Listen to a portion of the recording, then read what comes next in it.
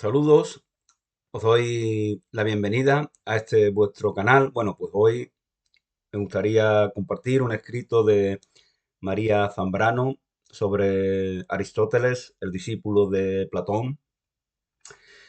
Era Zambrano, según escuchaba hace un rato, una filósofa muy platónica. Su pensamiento está muy en armonía con con Platón, a pesar de todo lo que ella decía sobre la razón poética, sobre el rol de los poetas y de la poesía en el pensamiento, en la historia de la humanidad, de la cultura. A pesar de esta aparente discrepancia con Platón, pues bueno, recordemos también lo que se decía de Nietzsche, ¿no? A pesar de toda su crítica a Sócrates, que verdaderamente su pensamiento es el de Platón, que era el que escribía eh, obras, al contrario que Sócrates, que simplemente pues daba clases, ¿no? Como Aristófanes lo retrata en Las nubes, que en este caso pues criticándolo, ¿no? Bueno, como comentaba Nietzsche, pues también se decía de él que era muy platónico. Son afirmaciones siempre controvertidas, por supuesto. Bueno, voy a dar lectura a un escrito de María Zambrano, La condenación de Aristóteles, que forma parte de su obra Delirio y destino, los 20 años de una española. Cuando Aristóteles subió a las altas esferas, algunos pitagóricos estaban en su borde aguardándole. Le tenían a su merced, pero gente de dulce condición, los pitagóricos, se limitaron a inclinarse ante él. Aristóteles etimológicamente viene de una raíz que precisamente es la de aristócrata, el mejor. Aristóteles es aquel que busca la excelencia. Bueno, pues los pitagóricos se limitaron a inclinarse ante Aristóteles y le entregaron una lira, esa lira que despreciara supuestamente, como decía Nietzsche, Sócrates, cuando en esa especie de sueño, pues criaturas del más allá le incitaban a que se dedicara a la música. Aristóteles, digo Sócrates, perdón, Sócrates, dedícate a la música. Y por lo visto, pues no hizo caso, que le hubiera venido muy bien. Hubiera incitado en sí esa razón poética de la cual 25 siglos después hablaría nuestra filósofa, la andaluza María Zambrano. Esta gente, estos pitagóricos de dulce condición, se limitaron a inclinarse ante él y le entregaron una lira y unos papeles de música rudimentaria, dejándole solo. La soledad es importante para trascender límites eh,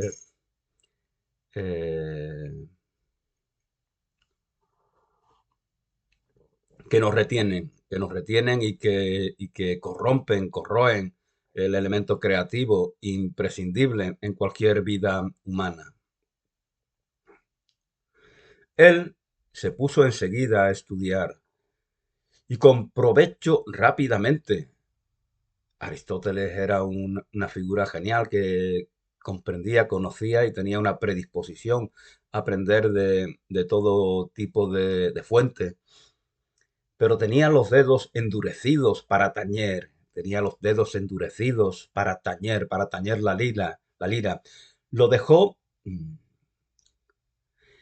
aguardando con cierta sorpresa que se fue transformando en exigencia que alguien viniese a buscarle, y comenzó a preguntarse el porqué de aquella extraña situación.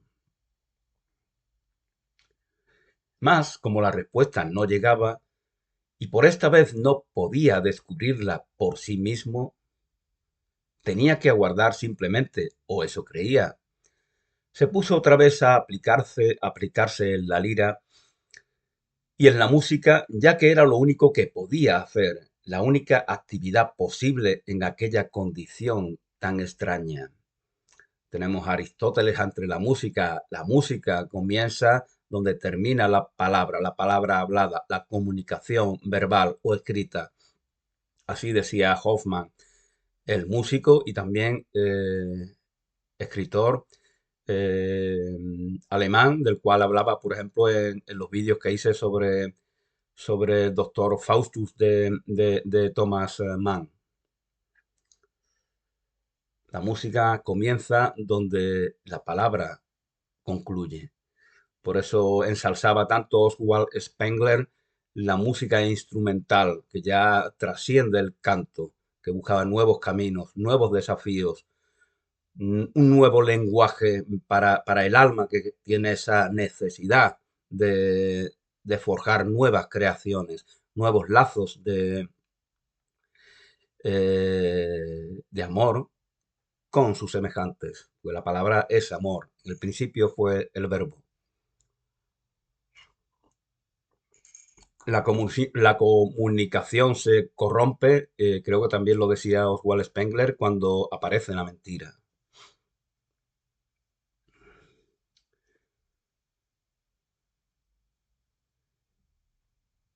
La música, también decía María Zambrano, se forja en los infiernos, no en los infiernos en el sentido cristiano, como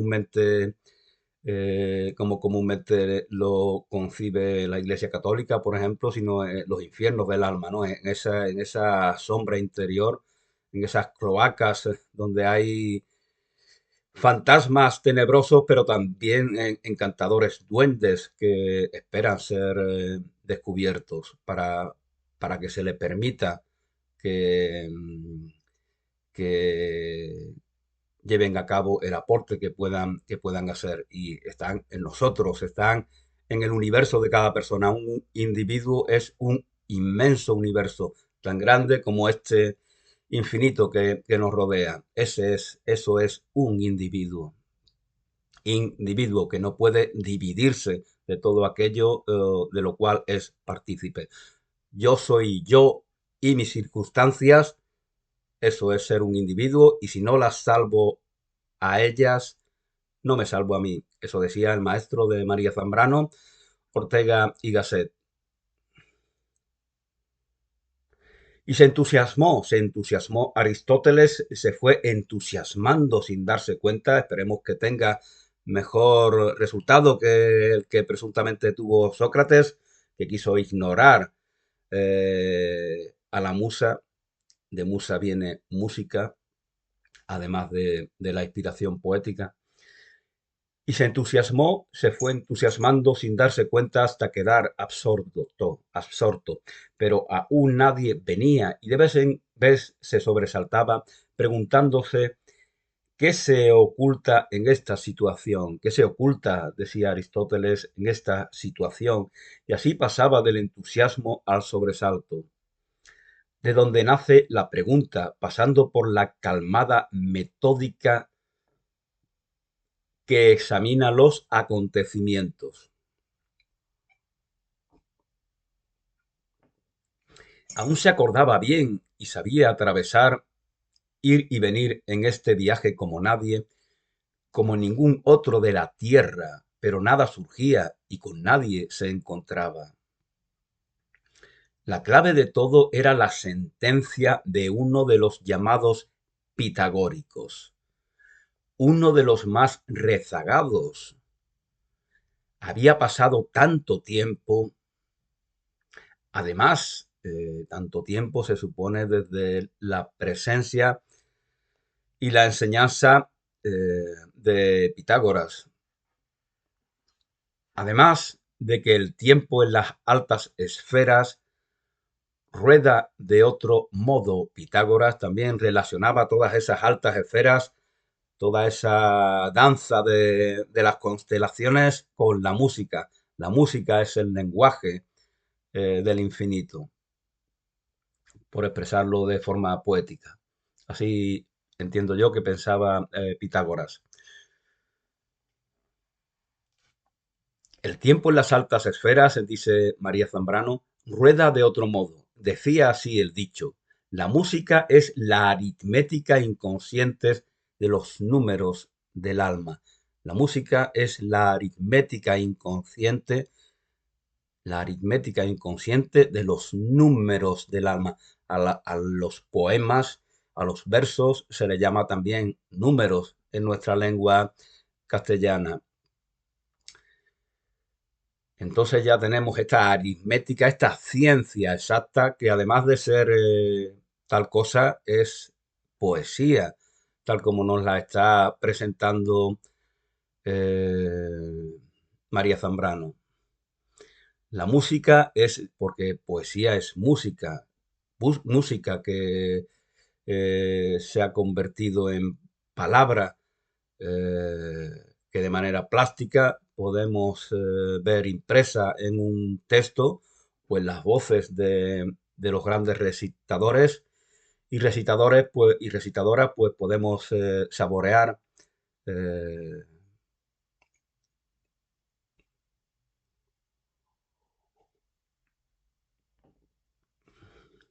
la música es la aritmética inconsciente de los números del alma. Y solamente cuando Aristóteles encontrase, y no en teoría, entre comillas, teoría, como esa, como esa chirigota en teoría,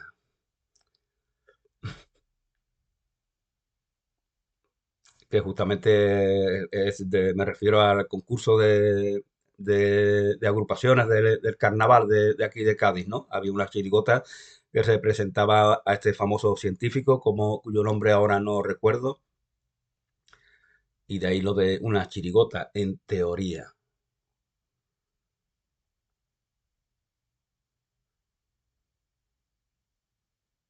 Y solamente cuando Aristóteles encontrase, y no en teoría, los números de su alma, de la teoría a la práctica hay un gran trecho, ¿no?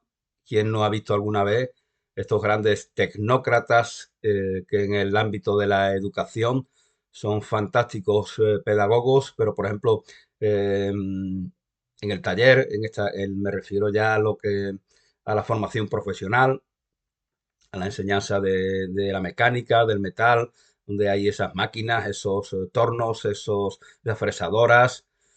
Eh, a veces muchos de estos ingeniosos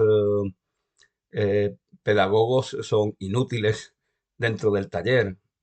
Es decir, aquellos en los cuales están versados en esa teoría, no saben aplicarla. A veces ocurre también en este ámbito de las enseñanzas de todo tipo, en el ámbito de la ética, de la espiritualidad, pues también es posible que quien se haga consciente de grandes enseñanzas no den fruto en la vida propia. Entonces se queda en la teoría.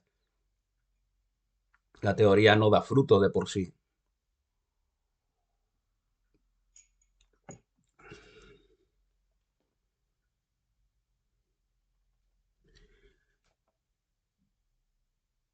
Cuando encontrase Aristóteles los números de su alma, cuando los hiciese sonar, se levantaría de allí.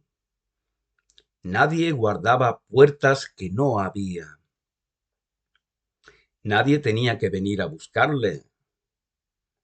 Él solo se levantaría sin hallar resistencia al escuchar los números de su alma.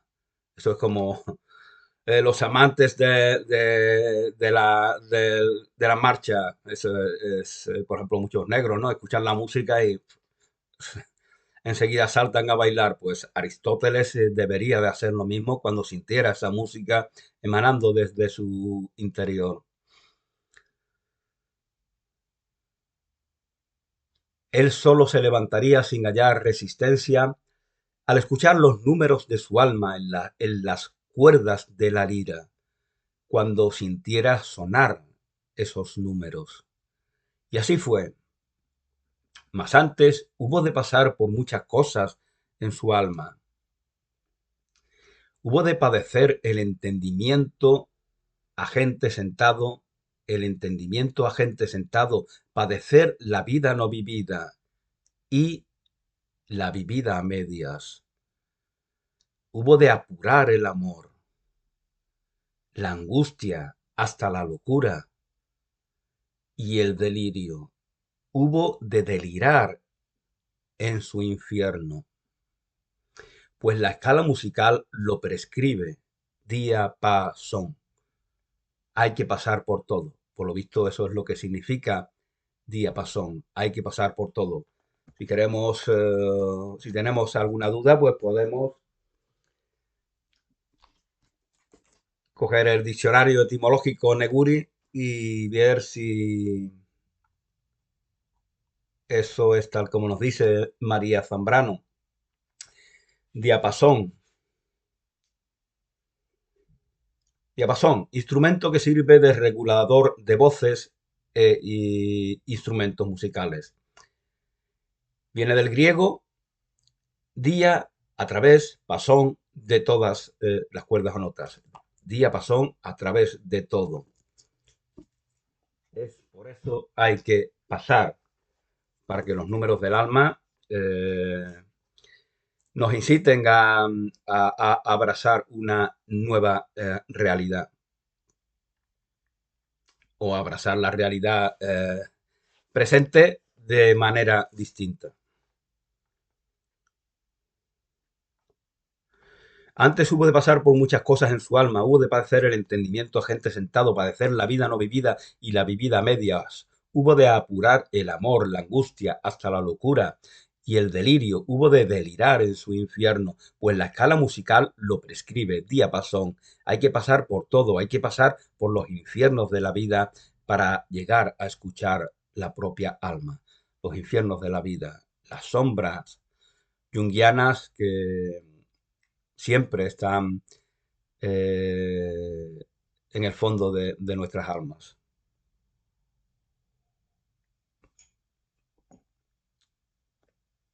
Pues este es un fragmento del libro de María Zambrano, Delirio y destino, los 20 años de una española. Gracias y hasta una nueva oportunidad.